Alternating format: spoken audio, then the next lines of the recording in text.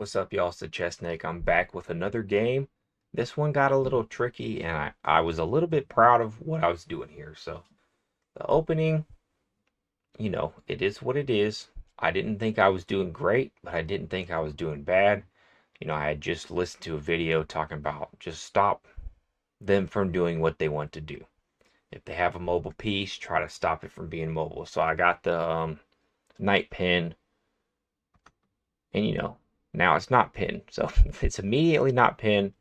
I just figure I try to develop whichever way I can. But I did do something a little tricky here. Doesn't seem tricky yet, but it ends up a little tricky, right? So let me see what he did wrong. So he had to move the knight, so I don't take the knight. I mean, I am offering the trade, but it's not quite that simple. He takes the knight, so I'm not going to take it.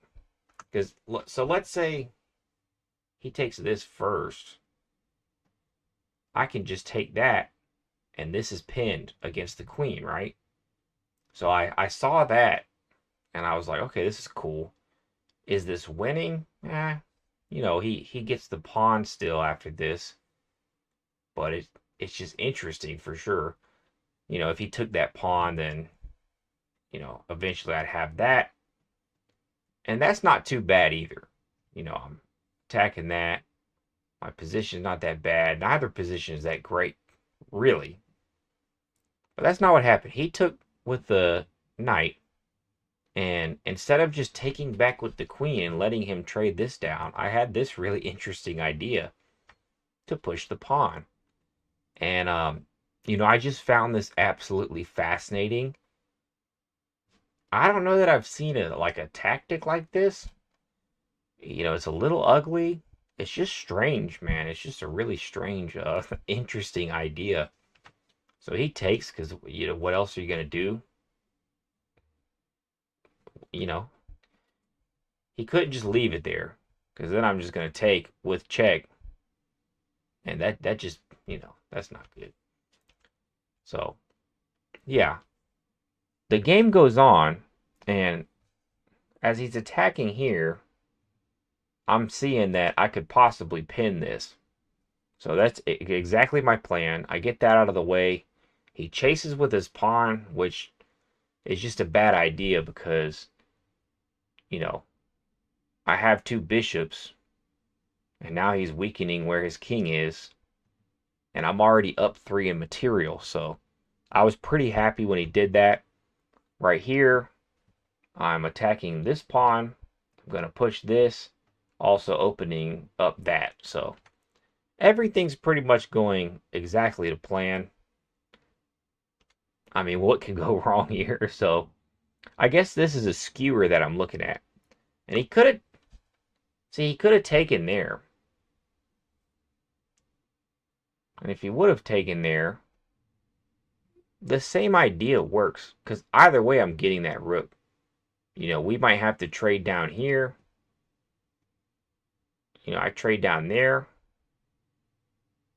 I guess I'd have to go there. I mean, he could get his rook out of the way at that point. But anyways, that's not what he did anyway. So I'm looking at stuff that didn't happen. I get it. And he decides to just take here, take here, which I found kind of interesting. I didn't feel like that was really that great a trade because he probably could have saved the rook. But now with check, I'm getting the rook anyway, and now we're trading down bishops. So at this point, I'm pretty confident in this game. I looked at my position real close. I thought if he takes that, we trade down, I'm going to end up on good material. So trading down, I'm fine with, considering the pawn structure. I did notice this weak pawn, and this is where it gets interesting. So he's going to attack this weak pawn and this guy.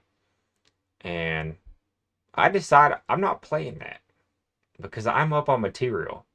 I'm 5 up on material. I feel like my position is way better.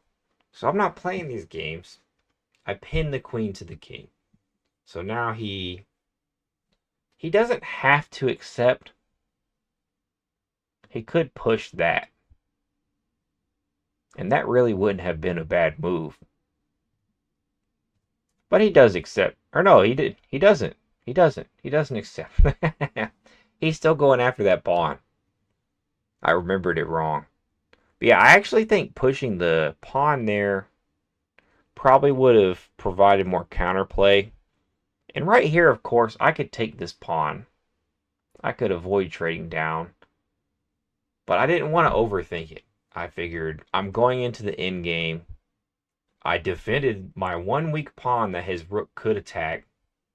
So now I have two rooks against his one rook in an endgame that I feel like I could pretty comfortably win, unless there's some type of genius. So I just kind of continue trading down, and I'm even going to try to force some more trades.